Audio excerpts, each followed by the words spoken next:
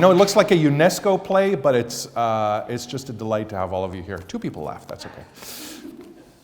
My name is Ron Hassner. I'm the Helen Diller Family Chair in Israel Studies at UC Berkeley. I'm a Chancellor's Professor of Political Science, and I'm also the Faculty Director of the Helen Diller Institute for Jewish Law and Israel Studies. And I want to welcome everybody to this special named program of the Helen Diller Institute for Jewish Law and Israel Studies. It's the first Libitzky lecture on Israel and the great powers and the not so great powers that we are hosting here at UC Berkeley. And tonight we're going to examine Israel and the case of Russia. The talk is part of a series on Israel and the great powers, which began last year virtually with a talk on Israel and China, in which we hosted Professor Ehud Iran. You can catch a video of that talk on our institute website. We are very grateful to Moses and Susan Libitzky and the Libitzky Family Foundation for their support for this lecture series. We're planning future talks examining Israel's relationship with other global powers, India, Turkey, Saudi Arabia. Moses has other ideas, and the various implications these would have for geopolitics.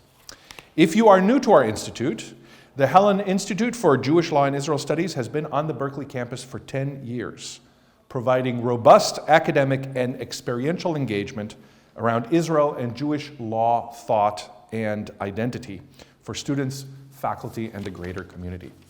Tonight, I am very pleased to welcome Anna Borshchevskaya to join me in conversation.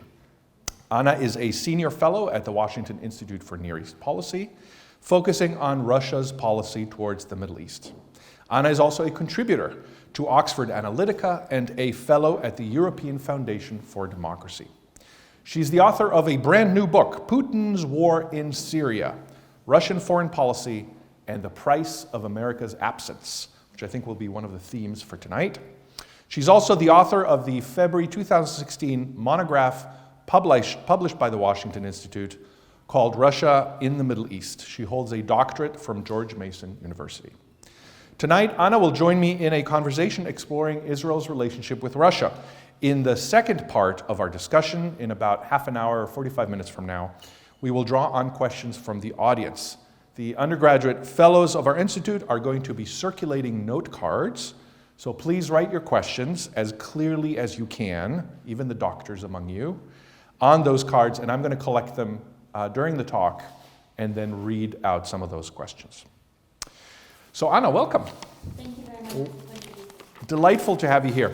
So my first question, I'm going to start from the macro view and talk for a couple of minutes about your book, Putin's War in Syria. It documents how Russia has started gaining an even greater foothold in the Middle East than before. And as the title suggests, it laments US absence from the Middle East. Could you tell us how you conceive of Russia's vision for the Middle East? What are Russia's goals in the region? Sure. Russia's goals are first and foremost geopolitical. Russia is looking to project great power status in this very important part of the world, and this part of the world always mattered to the Russian state. There are certain elements of these interests that are unique to Vladimir Putin, but others have very long-lasting resonance to any Russian policymakers.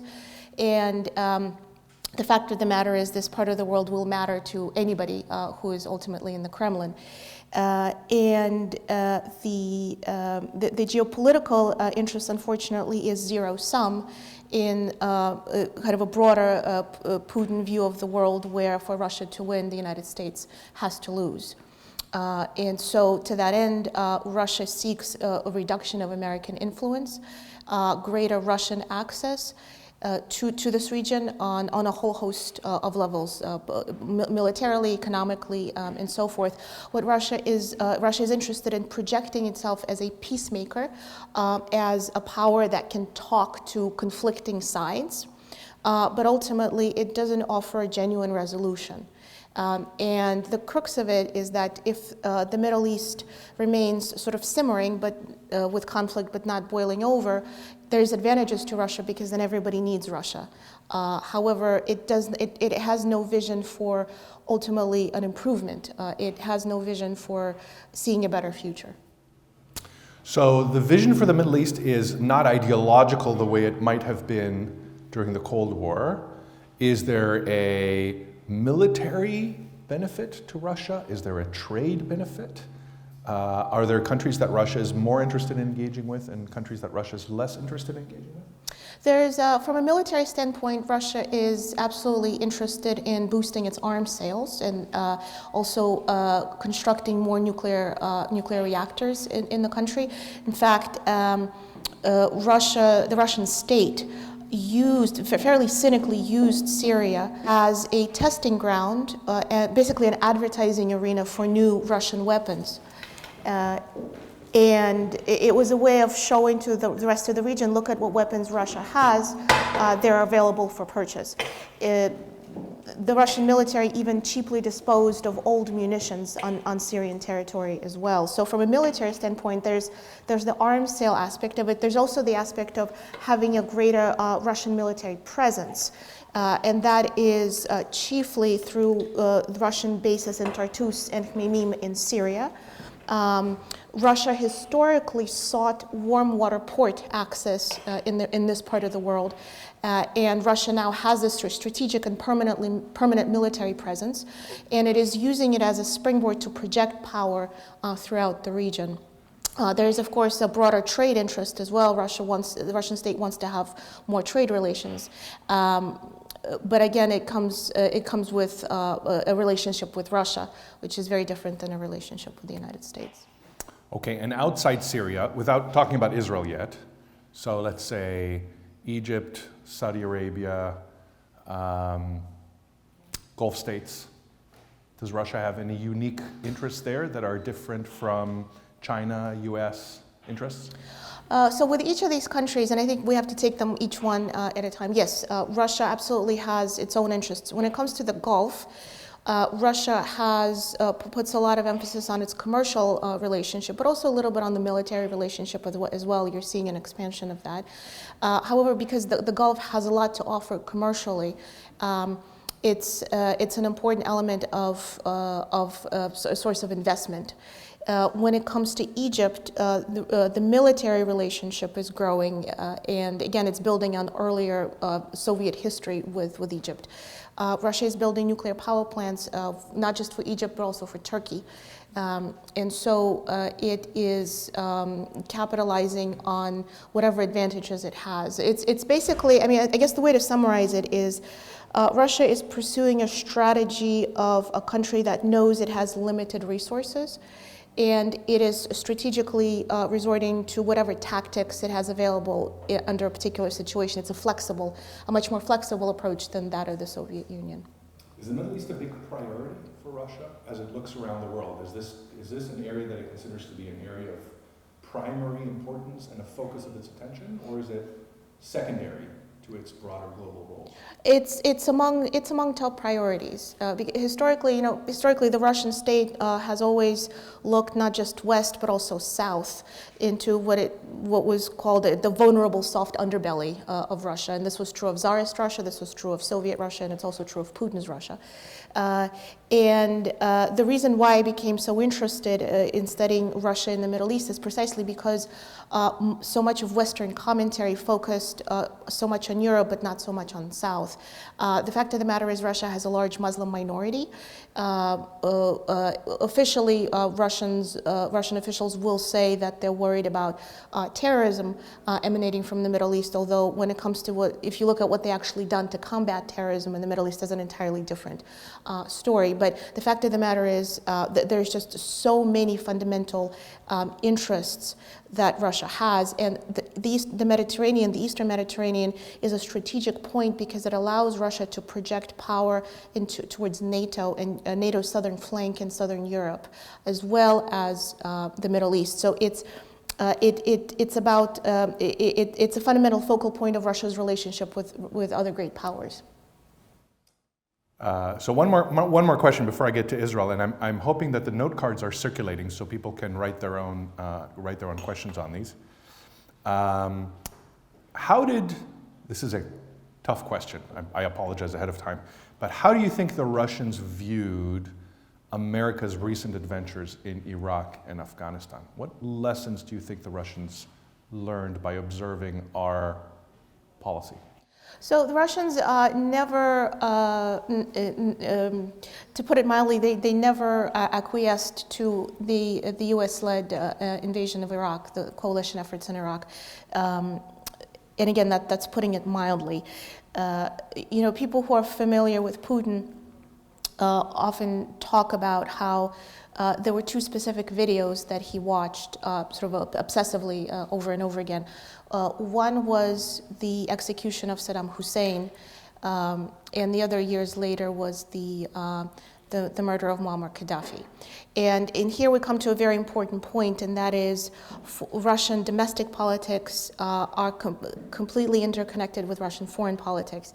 Putin is convinced that the United States is a source of instability and chaos, and that it is basically out to oust authoritarian regimes, not just in the Middle East, not just in the post-Soviet space, but also Putin himself. And Putin said directly he firmly believed that the U.S.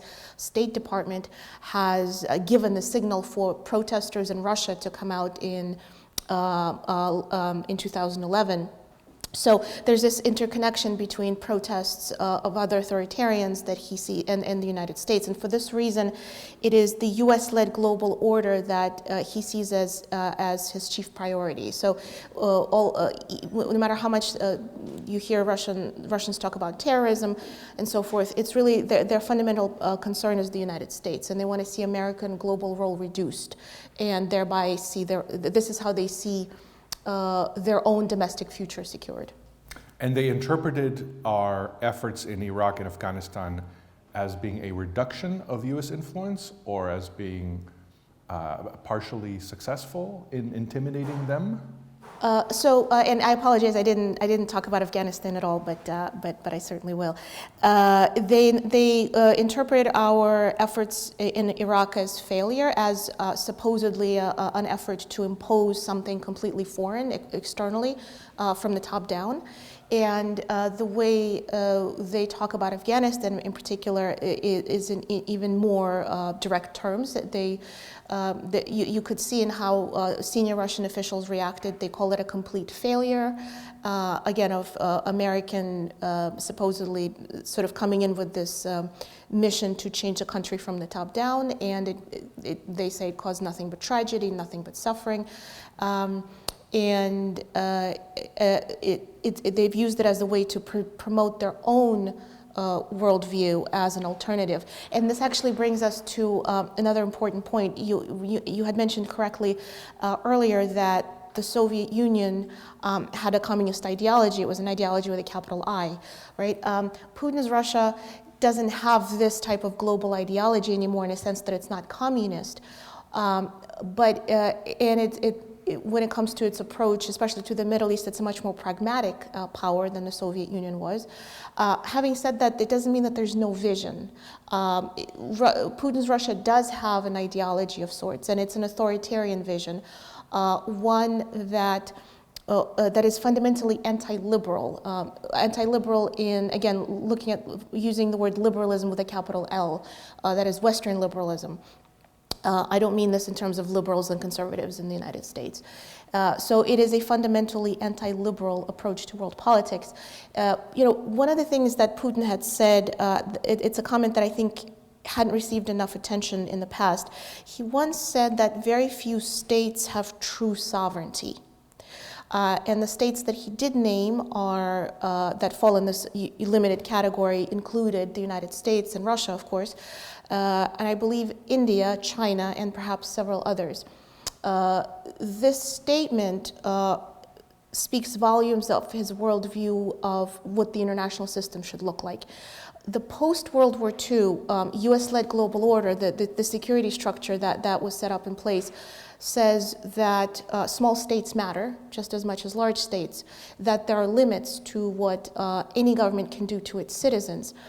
And that is not the view that Putin subscribes to. That is why he doesn't believe that every state deserves true sovereignty. He believes that there are great powers and small powers, and great powers have their spheres of influence, and smaller powers have to conform to that. And so that is, when you think about big picture stuff, I think this is very important to keep in mind when you think of what Russia is doing in the Middle East. Excellent. So last month, Putin met Israeli Prime Minister Bennett. They met in Sochi. It was supposed to be a 1-hour meeting and ended up being a 5-hour meeting.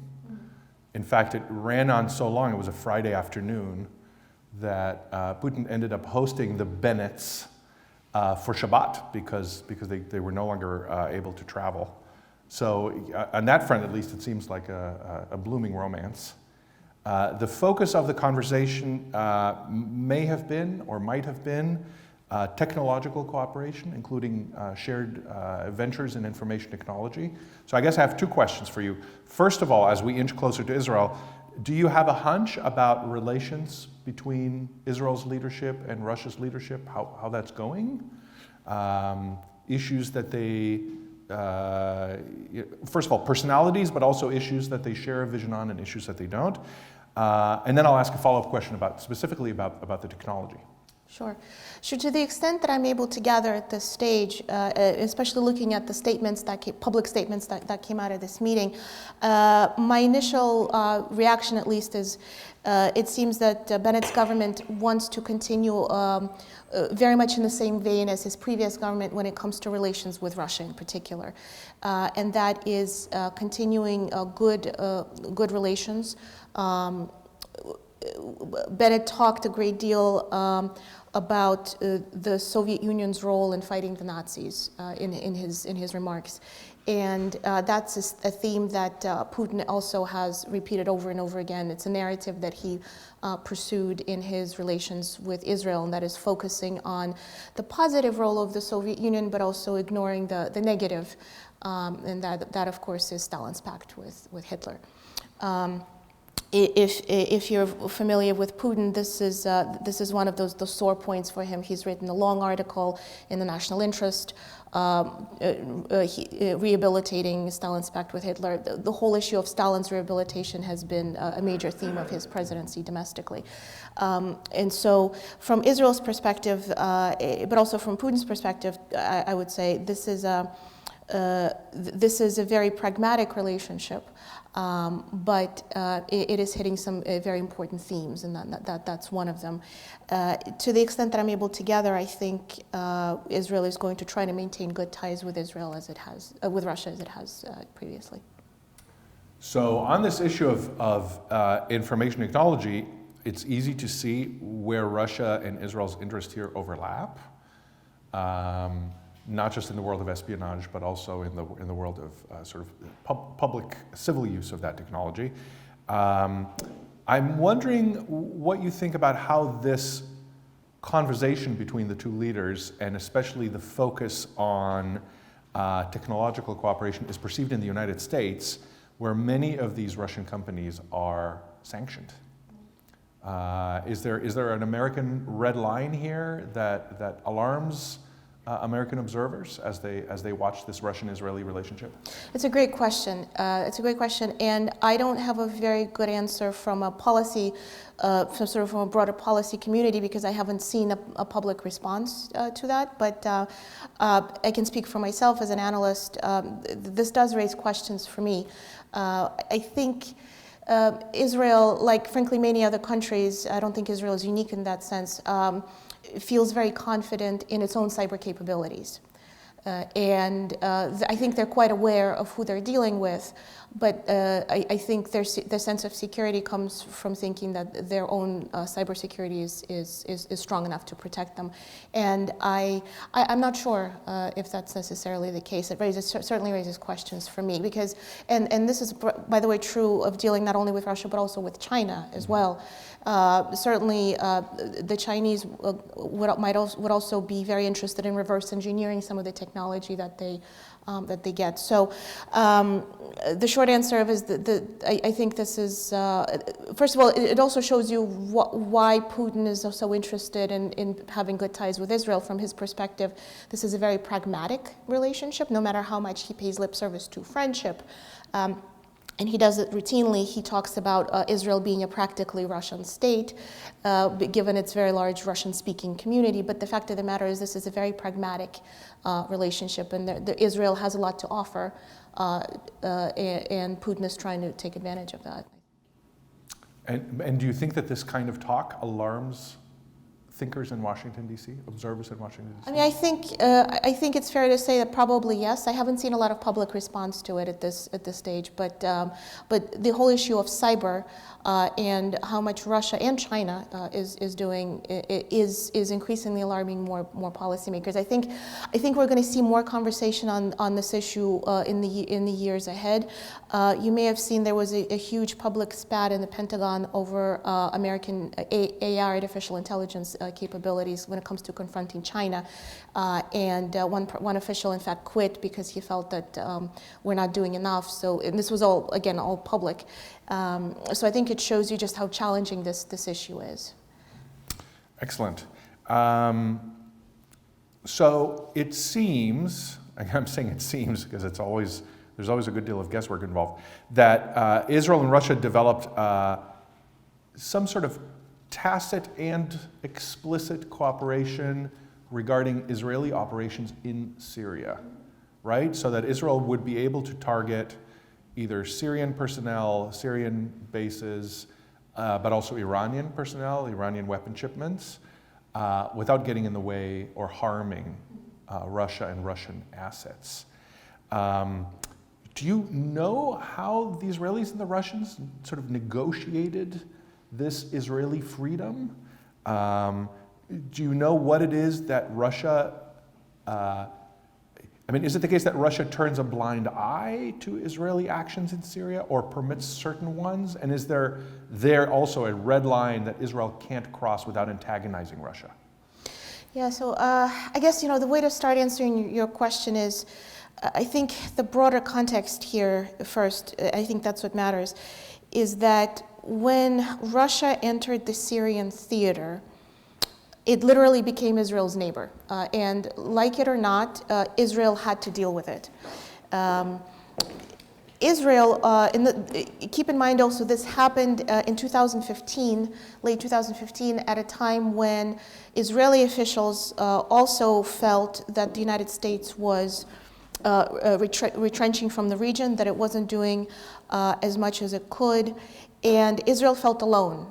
Israel felt abandoned. And this goes back to a time also during President Obama's time when, frankly, Putin had met with Benjamin Netanyahu more than Obama did. And in fact, Putin came to visit Israel first before Obama did as president.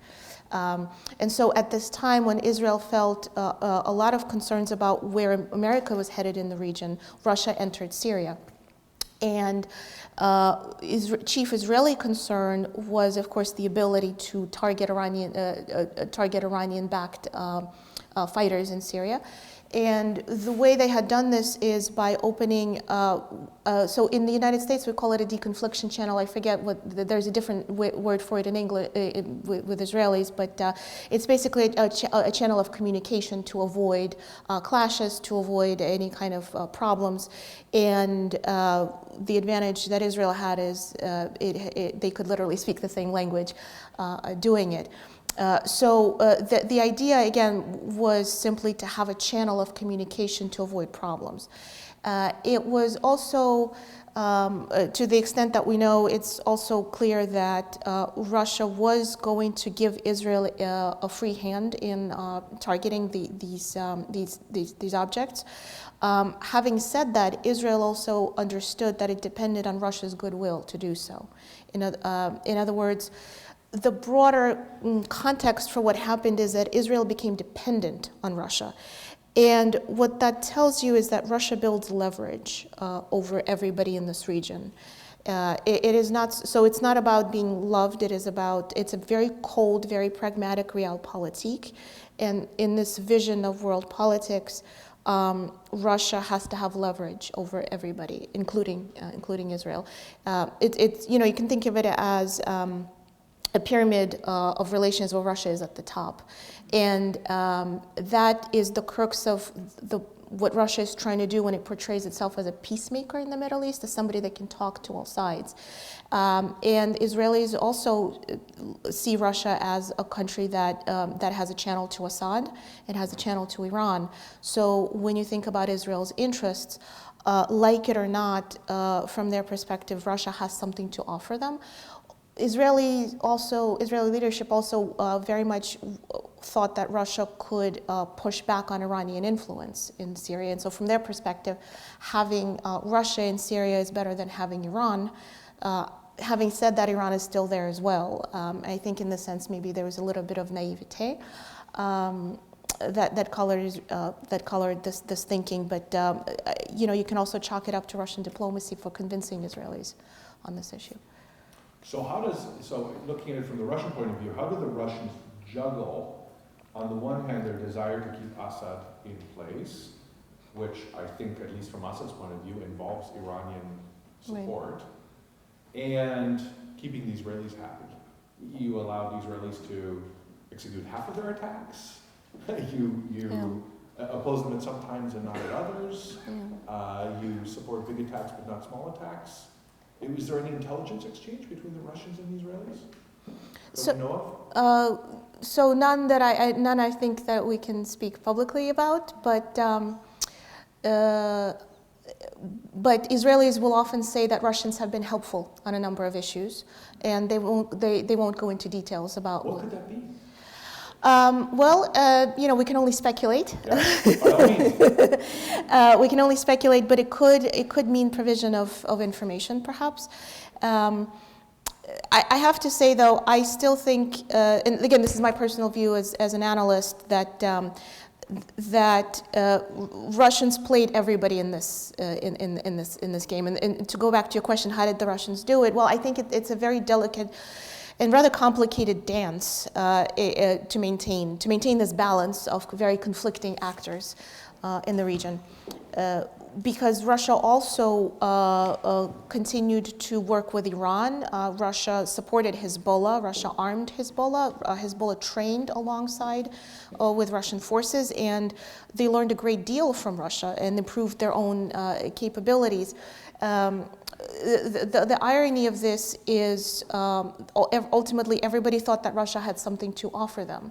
And you can also see how fragile this situation is when you think back to an incident several years ago. If you recall, Assad's army accidentally shut down a Russian plane for which the Russian Defense Ministry blamed Israel.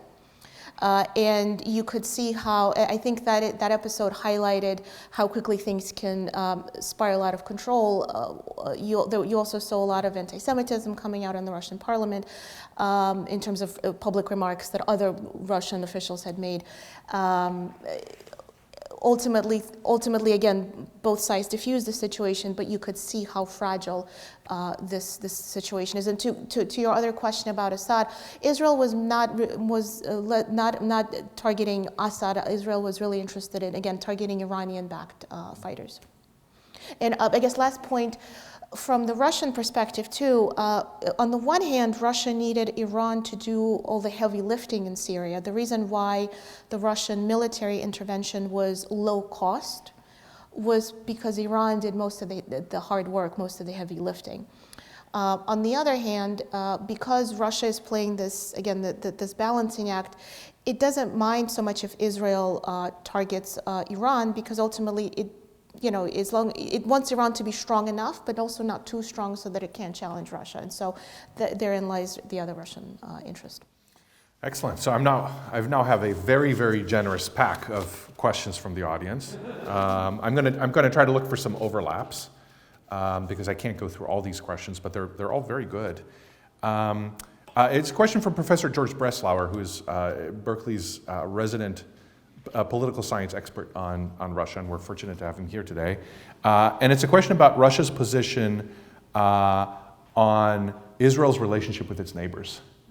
The conflict between Israelis and Palestinians, and the Palestinian aspirations for statehood, the recent Abraham Accords, and whether the Russians are willing to run any risks or pay a price to counter or oppose Israeli policies regarding relations with its neighbors. Great question. So in line with Russia's overall kind of a theme of portraying itself as a peacemaker, Russia had years ago inserted itself into the quartet, and I haven't really seen any concrete steps that came out of these efforts, but from appearances, Russia is certainly trying to portray itself as a neutral broker. When I think back to Putin's earlier years, he always, especially, he tried to be very balanced on this issue.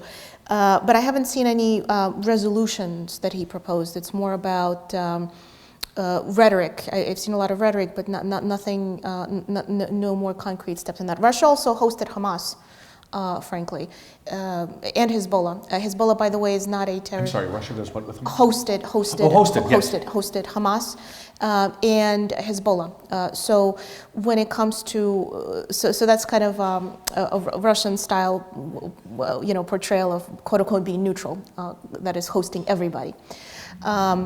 And this goes back to Russia being interested in status and being perceived as a great power, but not necessarily willing to do the hard work when it comes to, or legitimately recognize that maybe there are certain actors you shouldn't be engaging altogether. And I'm trying to think, there was another part of the question that I think Russian views on Palestinian statehood or on the Abraham Accords? Russia tries to play this. If you look at the statements the way they talk about it, they try to be as they kind of try to tap dance around this issue as much as possible. They say they favor a two-state solution, but they don't really say much beyond that. When it comes to the Abraham Accords, I think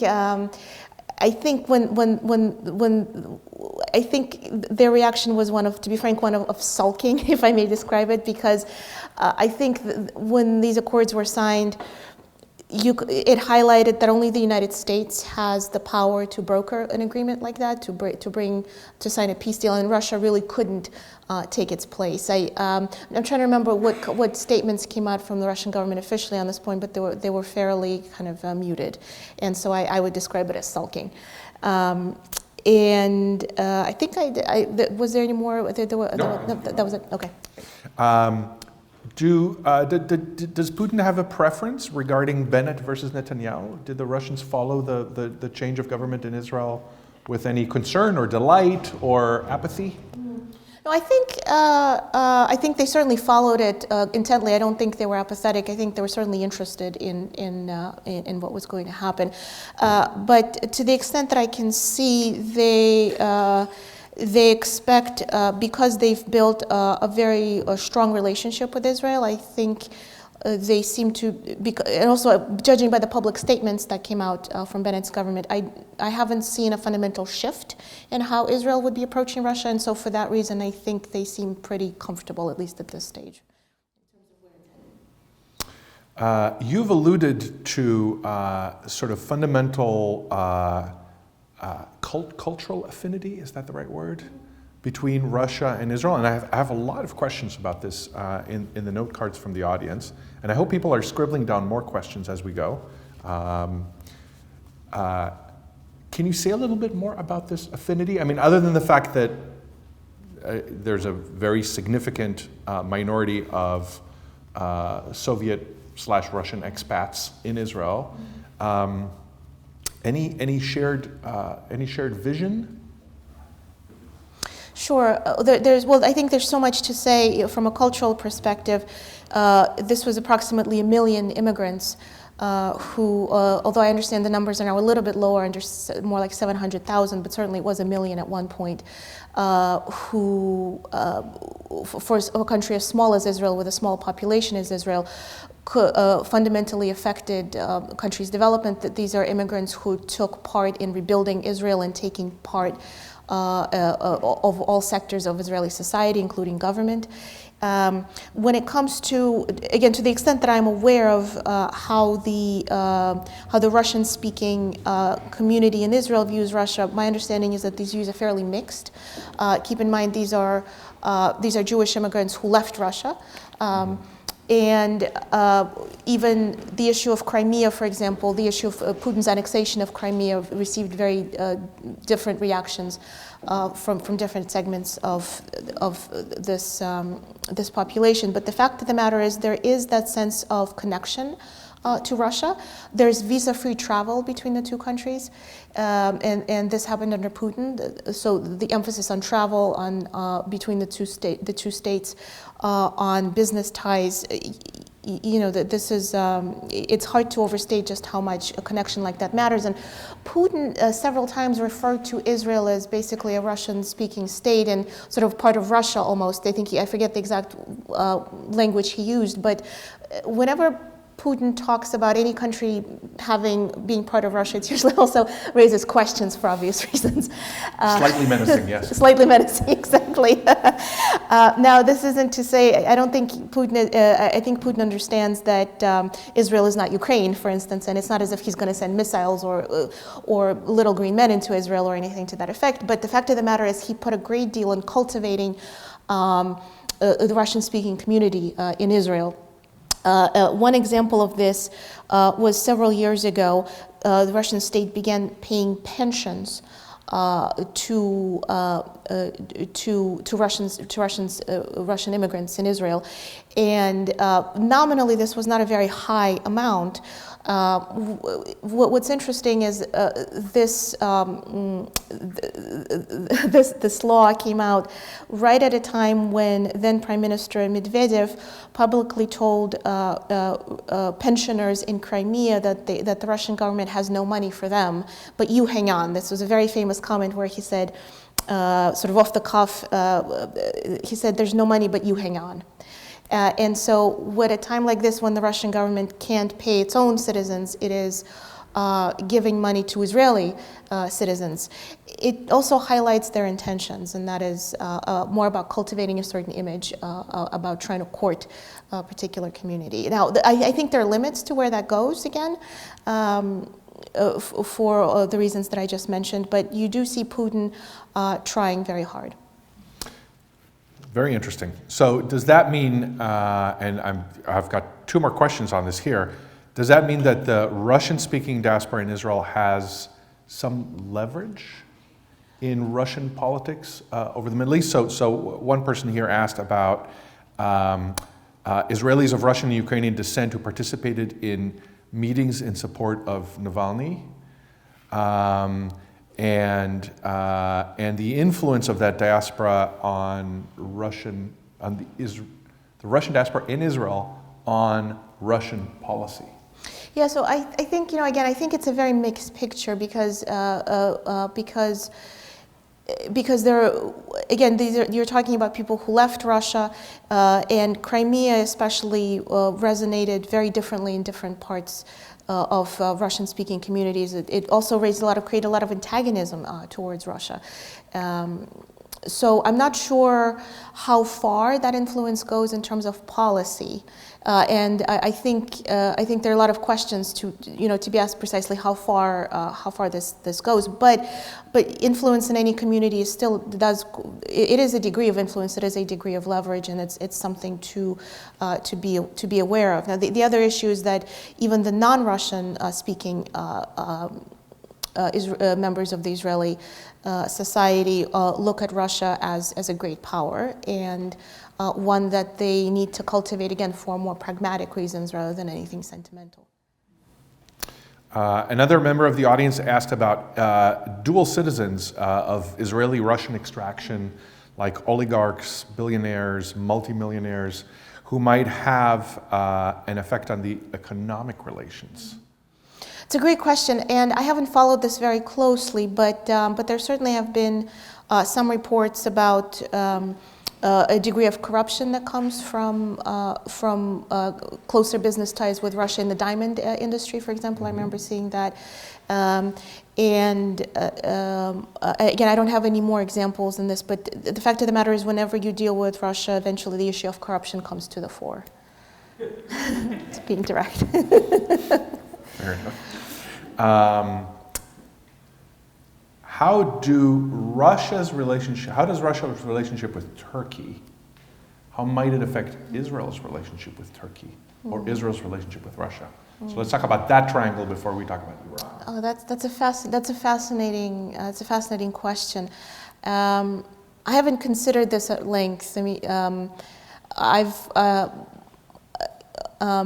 So maybe say something about Russia's relationship with Turkey, just in the abstract, sure, without considering Israel. Without considering Israel. Sure. Well, it's a fascinating relationship because it is one where Putin for years cultivated advantages. In short, it is a relationship that is disbalanced in Russia's favor on several fronts. One is the trade, Russia-Turkey trade relationship is more balanced towards Russia. For example, Russian tourists contribute significantly to Turkish economy, and you saw how much the Turkish economy was affected when in the beginning of the intervention in Syria, after Turkey accidentally shut down a Russian plane, Putin stopped Russian tourists from coming to Turkey. It's basically a tap that he turned off, and there were other trade sanctions and so forth. And the Turkish economy felt it. Erdogan felt it. The country felt it. So Erdogan doesn't really have that lever to play against Russia. From an information space, information operations angle, Sputnik, which is a Russian propaganda channel similar to RT, that is formerly Russia Today, is a rather prominent feature of the Turkish media landscape. And what's interesting is because Erdogan has gone to such extremes to curb Turkish press himself and jailed so many journalists, or silenced so many journalists. Some of the best Turkish journalists had actually gone to work for Sputnik. Again, this is one of those life's supreme ironies. Sputnik criticizes Erdogan, and many Turks view Sputnik as that's the only source of independent information. It is also fairly, I was told at least, is fairly well done because these are good Turkish journalists who know the country that work for Sputnik. It's also a way that Russia conducts information operations. They're often critical of Erdogan. They sort of subtly let him know what they're thinking. So it's a very important lever of influence that Russia has. Russia is also building Turkey's nuclear power plant. All of this happened even before Russia purchased the S-400 from Turkey. Now, critically, I guess the last point. No, Turkey purchased it from Russia. Sorry, Turkey purchased it from Russia. Sorry about that. It's getting late. And so the last, perhaps most important, Russia has a very strong relationship with Kurds of the Middle East, the Turkish Kurds, the PKK. The PKK is basically a Marxist Soviet proxy creation that during the Cold War the Soviet Union used against Turkey, and Russia retains ties with all of these groups. In fact, even in the 90s, Öcalan spent some time in Moscow. And so whenever there are problems in the bilateral relationship, Russia uses the Kurdish card against Turkey. There's probably a lot more to say. It's a fascinating relationship, but what I'm trying to say is across so many different theaters, Putin has cultivated leverage over Erdogan, and I think it took him too long to recognize that this was a trap that he was setting up for him. It might be too late at this point. So here's a theme that I'm going to ask I'm going to ask the same question a couple of times. Would Russia prefer Israel to have a good relationship with Turkey? Would Russia prefer a little more chaos? and tensions? I think if there were tensions that Russia could exploit, and if there was room for Russia to insert itself in some way, I think Russia would be just fine with that. Thank you. Okay, so now on to Iran. It's kind of hard to wrap one's head around a country that has a reasonably close relationship to both Israel and Iran, and tries to hold those two things in the balance while a war is raging on in Syria, in which all these parties are involved. So again, how does, now from a political, not a military point of view, but from a political point of view, how does Russia play both of these things at the same time? Does Russia does Russia wish for Iranian tensions with Israel to escalate or de-escalate? So what Russia does not want is for tensions to escalate to the point where they get out of control. I don't think they want a full war to break out, because I think that's going to make them very nervous, and it might put them in a position where they will have to be forced to formally take sides, which is something they're trying their utmost to avoid. They're trying very hard not to take sides. The way they balance this relationship is by professing a very pragmatic foreign policy, where Russia wants to have good ties with everybody.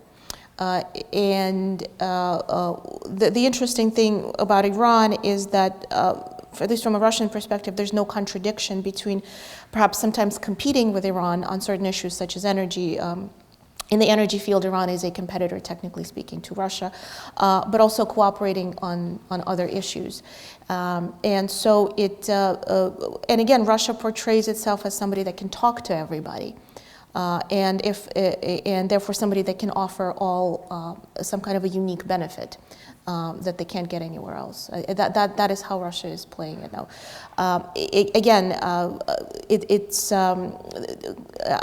Frankly, if a war were to break out, and again, I don't think they want it, but I think they would try their utmost to play all sides and position themselves as a mediator, somebody that can talk to everybody. Very interesting.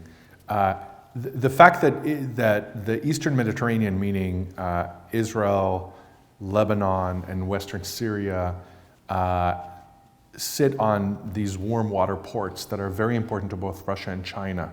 Does that suggest that this area might become either a future flashpoint for conflict, or that this area harbors tremendous potential that can be exploited?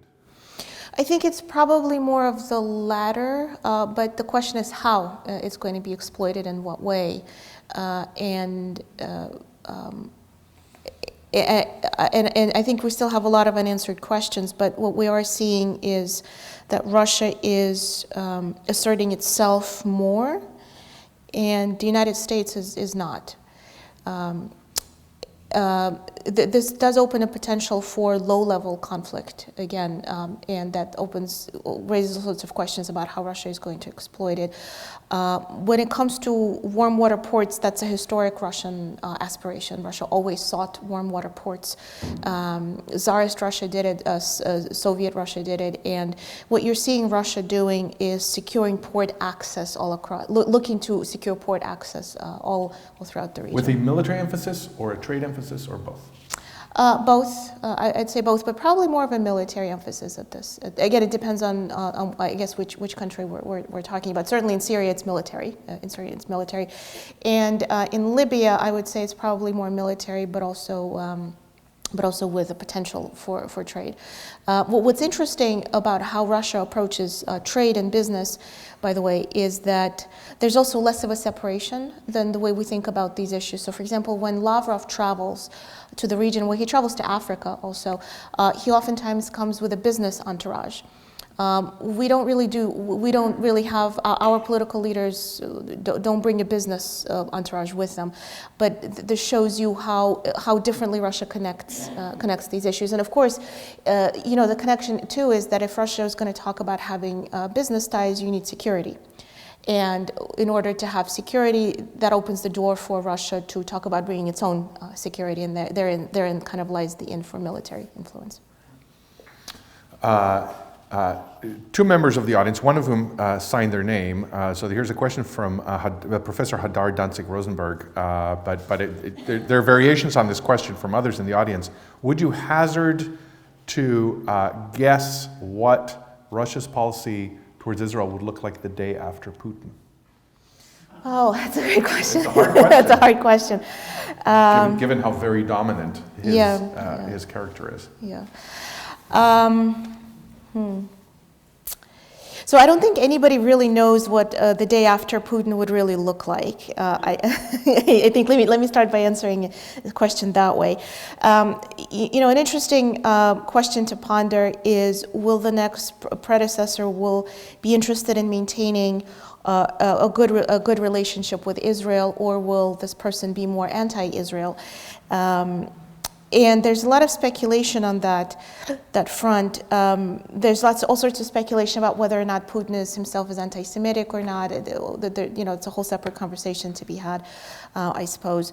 But it is quite possible that the next person might be less inclined to have, I guess, what you might call a pro-Israel policy.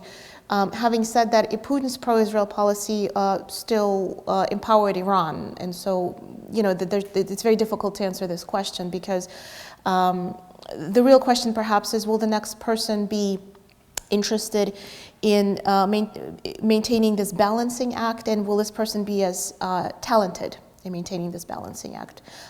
Because those are two separate issues. Playing this balance is very difficult, and not everybody is talented at doing that. That's great. So now from the American point of view, how does the United States view Israel's relationship with Russia? Do you think the United States has communicated to Israel issues of concern? Does the United States view this as a zero-sum relationship? That is, the closer Israel is to Russia, the worse for the United States?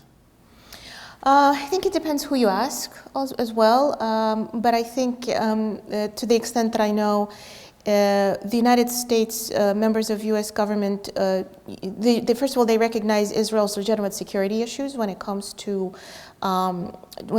Syria and the operations they need to conduct in Syria. They also recognize that Israel knows Russia very well, and that they sort of understand the devil that they're dealing with. Having said that, there's also questions about whether or not Israel needs to go as far as it has. For example, when Bibi went to Moscow on May 9th, this famous parade, most important Russian holiday, and put on a very controversial ribbon that was outlawed in Ukraine and so forth. So there are different views on this issue, but I think the bigger question here really is whether or not the United States will remain committed to Israel and to the Middle East, because that's really the key foreign policy question for us in the future, especially because traditionally support for Israel was bipartisan in the United States. And we're seeing challenges, unfortunately, in that. And that's something that worries me personally as an analyst. I would like to see bipartisan support for Israel continue. I also worry that our retrenchment from the region will, regardless, make it easy for Russia to continue to make headway. And by leaving the region, we're simply putting our allies in a position where they have little choice but to improve their relations with Russia, just out of pragmatic considerations. Yeah, so that gets closer and closer to my big final question, but I think I'm going to abuse your presence here for maybe 10 more minutes with the last questions in my hand and then get to the crux. It is true that in part this series came about as a result of a concern with the United States' diminishing role in the Middle East, the fact that the United States was not always Israel's primary sponsor in the region. In fact, initially it was Russia, and then France, and then, in the early 70s, the United States really stepped in.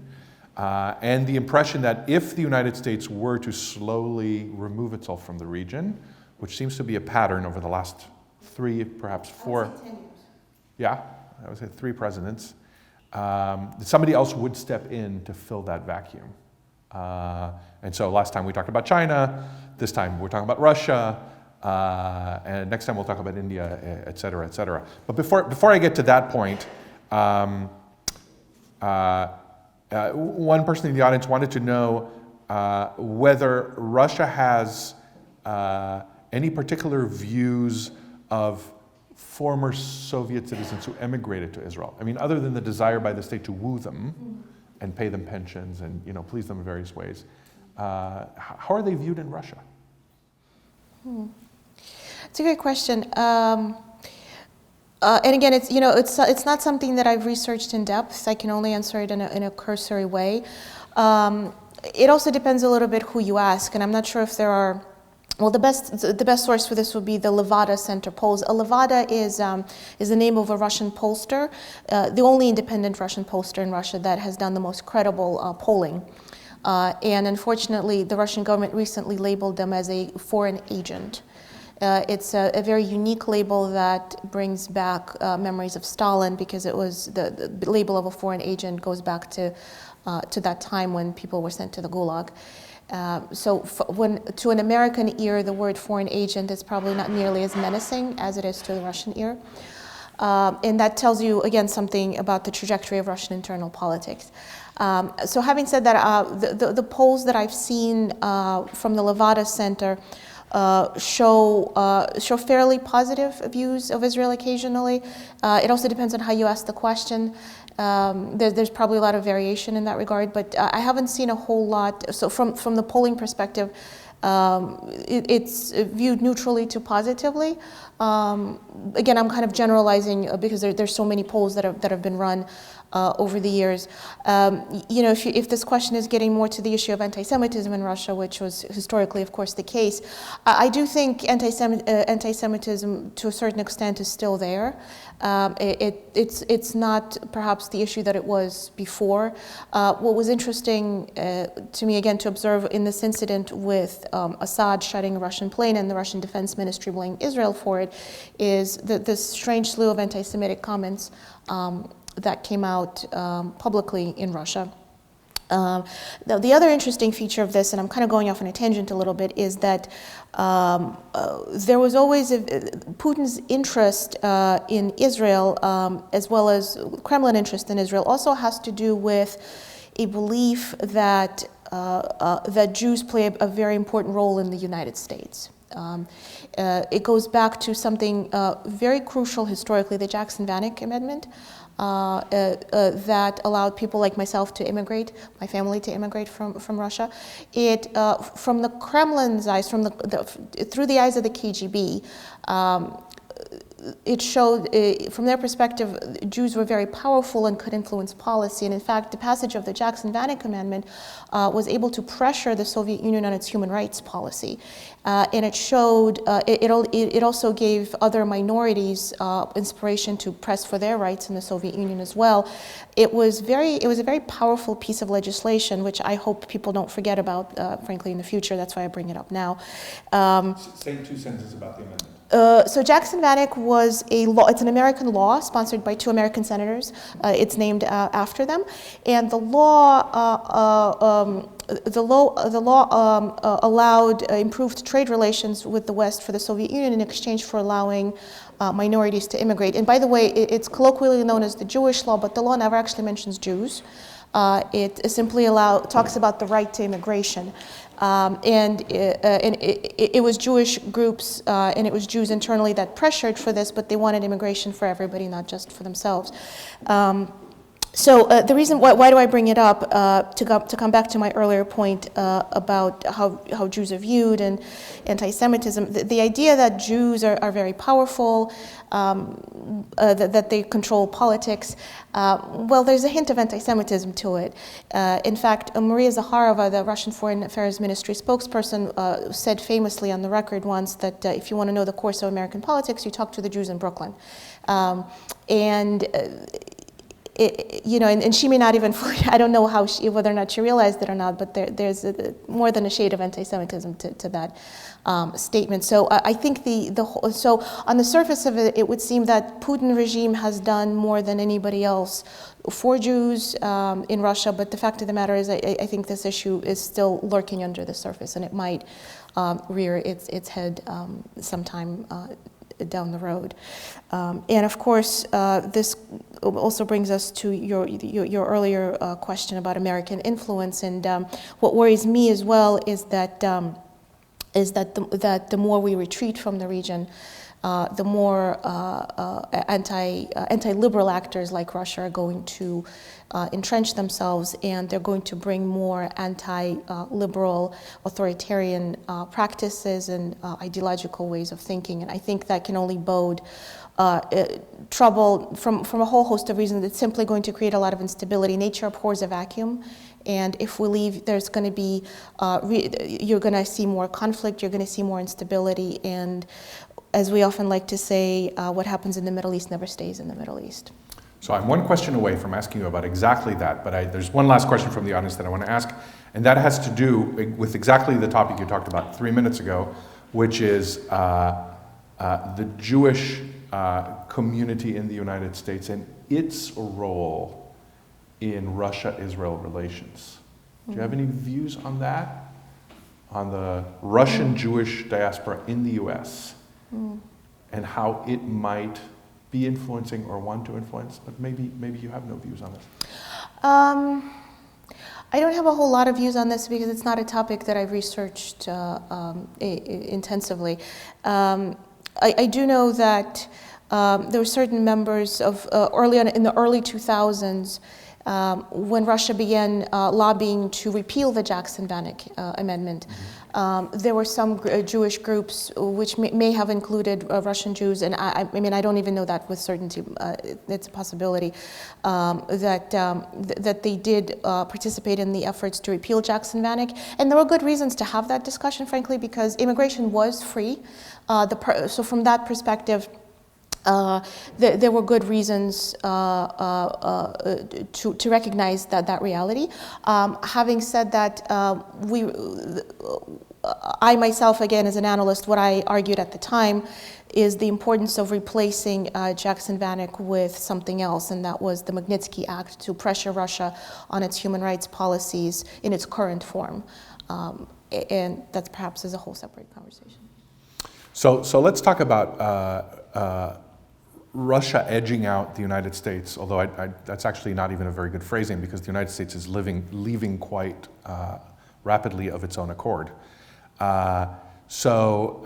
If you agree with my impression of increasing U.S. disinterest in what is happening in the Middle East, unwillingness to invest heavily militarily or take significant risks in order to achieve goals in the Middle East, withdrawing from Iraq, withdrawing from Afghanistan, very weak involvement in Syria, no involvement at all to speak of in Yemen, in Crimea, in Hong Kong. A general, I think, impression that the United States is retrenching.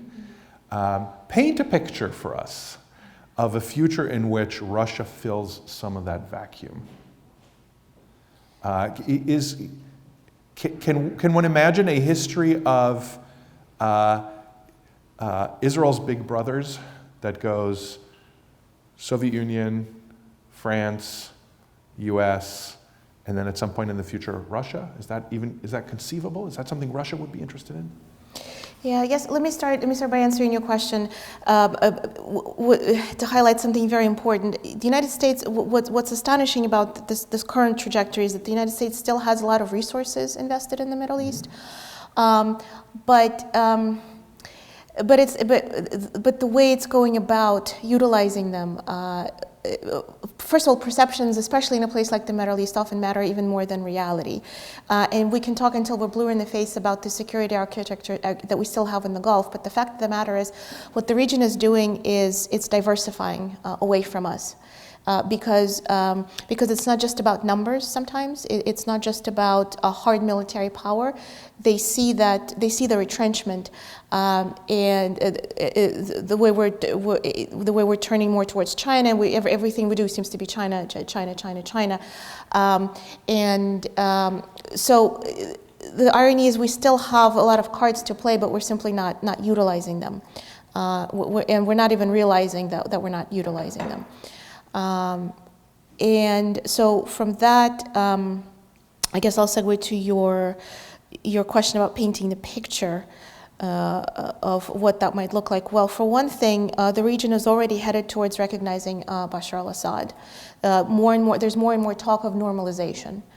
And this is a person who gassed, barrel-bombed his population, pulverized it, turned most of his population, what was left of it, into refugees or internally displaced people. This conflict, the Syrian conflict, has destabilized the entire region.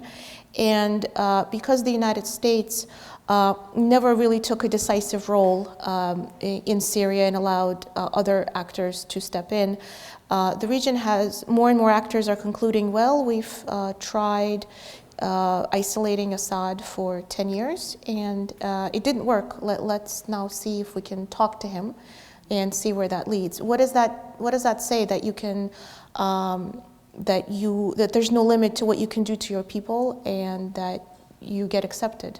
You get accepted back into the fold of legitimacy, and that even Israel might participate in delivering, for example, gas to Lebanon through Jordan and Syria. This is part of a deal that's being discussed in the news right now.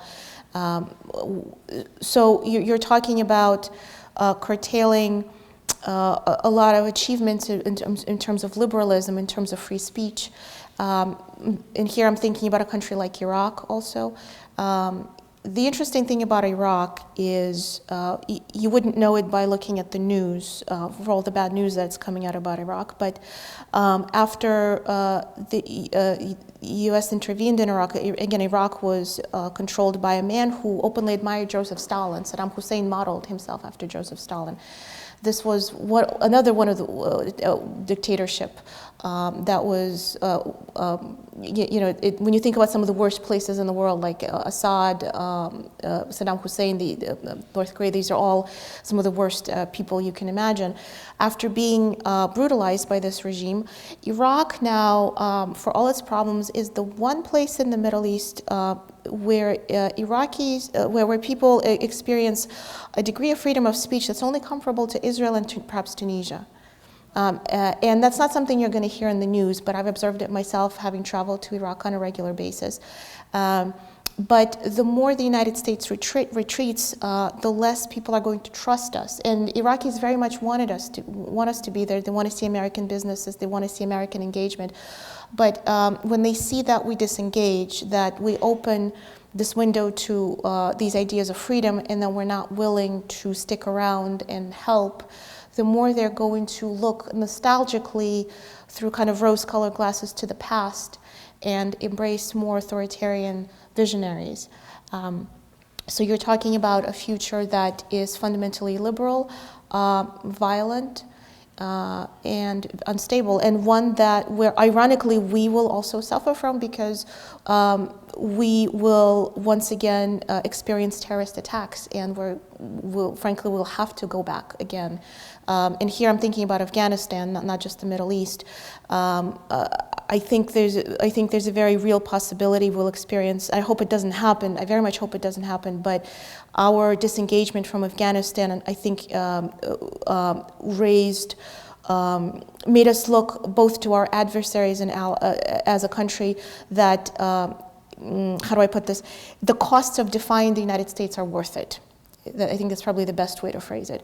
And certainly the chatter in radical circles after American retrenchment, after American withdrawal from Afghanistan, had shown just that there was hope that once again the United States is weak, the United States is a paper tiger, and what does this mean for us? Well, it means that we will either experience another attack, hopefully not on our soil, but also somewhere elsewhere, and this would mean having to return. And what that would look like, what kind of resource investment that would look like, well, I don't know. It's very easy to look at Afghanistan and say we invested $1 trillion and we have nothing to show for it, but I worked in Afghanistan and I can tell you that's not the case. We have not had a single terrorist attack since 9/11 after going into Afghanistan. And it's very hard to think about this because we've had this security over the last 20 years. We have the luxury of pontificating about this issue because we've had security. The question is, are we going to have security afterwards? So I'm willing to accept that U.S. absence from the Middle East is harmful to U.S. interests. I think that's right. And it's certainly harmful to human rights in the Middle East. But just to be a contrarian, might I not argue that if Russian and perhaps even Chinese pragmatism dominate the Middle East, and if Israel is interested in peaceful, stable relations with its authoritarian neighbors, perhaps Russia would be in a wonderful position to orchestrate détente between, for example, Israel and Syria, or Israel and Saudi Arabia.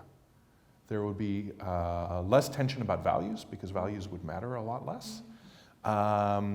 There would be less talk of justice and human rights, and more pragmatic efforts to make sure that oil and gas flow and keep non-state actors weak. No, that's look. I can certainly see that point, and I think it's a great point to raise, and it's important to have this conversation and talk about it because, to be fair, also when it comes to values, we're not very consistent at all, and rightly or wrongly, both our adversaries and allies point this out routinely. Yep. Russia, I think, can't really be accused of hypocrisy. Yes. Yes, and I think that's right. And look, we're not perfect. I think the worst. I think our withdrawal from Afghanistan, I think, is such an incredible blow to our credibility that it'll take us years to see its full consequences. Let me just phrase it like that. So no, we certainly make mistakes on that front. But the question is, what kind of peace deals, what kind of security is Russia really going to provide? If you look at Syria, Russia served as a guarantor of a whole slew of ceasefires, all of which ultimately broke down. For this reason, in my book, by the way, I argue that Syria is going to become a frozen conflict that Russia is going to manage. And herein lies the difference. Russia manages conflict. Managing a conflict is very different from actually resolving it. In order to resolve something, you have to have a vision and a degree of, maybe not idealism, but more of optimism that a better future is possible. From a very kind of realpolitik, a very almost fatalistic Russian standpoint, it is what it is. It's a reality, and we have to deal with it, but there's no talk of a better future. And the United States is the one country that, for all its contradictions and for all the mistakes that it's made, and we've made tons of mistakes, as a foreign policy scholar, I constantly talk about our mistakes because I'd like us to be better. But we are the one country that gave the world this liberal freedom, this liberal vision, and no other country can provide that. The question is, years down the road, maybe this is something to conclude with. How do we want to be remembered as a country that was forged in ideas of liberty, that gave the world this better vision? How do we want to be remembered? As a country that just retrenched and walked away, or one that decided to stick around no matter how hard it was? Do you think Russia can ever become sort of the primary sponsor state of Israel, and Israel becoming a client state of Russia, the way, at least at the height of the Cold War, late Cold War, Israel was a client state of the United States? Do you think that, in other words, can Russia really ever fully replace the United States in that sense? I don't think, Russia has never really tried to fully replace the United States, particularly with regard to Israel, because it was quite aware that Russia's relationship with Israel was fairly deep and enduring. And even I remember when Bibi Netanyahu talked about his relationship with Russia, he said, "I'm not trying to replace the United States. I'm simply trying to, again, diversify and build relations with other great powers." That was the word he used. I think, again, here, this is a fundamental difference between Russia and the United States. Russia can never be the United States, but if it has more influence, you're talking about a very different world. Fantastic. So thank you very much, Anna, for engaging with us in conversation. I'd like to advertise your book again, Putin's War in Syria. Subtitle? Russian Foreign Policy and the Price of American Absence. Yep. Is that right? Yeah. And thank you all for joining us tonight.